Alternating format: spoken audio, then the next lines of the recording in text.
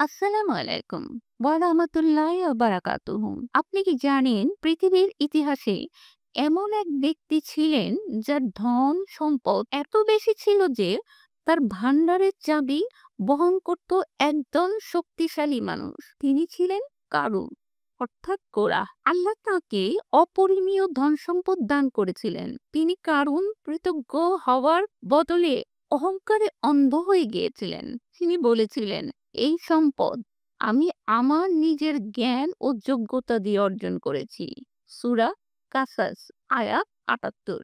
কিন্তু তিনি ভুলে গিয়েছিলেন প্রকৃতির দানকারী হলেন আল্লাহ। তার ধন সম্পদ, গর্ব ও দাম্ভিকতা একদিন তাকে সর্বনাশের পথে নিয়ে গেল।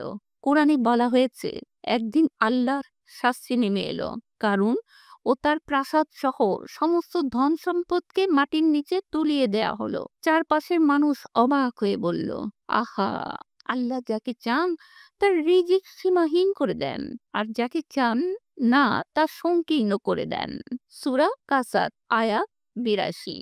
এই ঘটনা আজ আমাদের জন্য এক বিশাল শিক্ষা।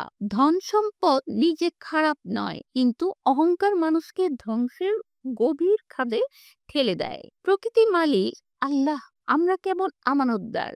কৃতজ্ঞতা ও বিনয় মানুষকে বাঁচায়, আর অহংকার মানুষকে পতনের দিকে ঠেলে দেয়।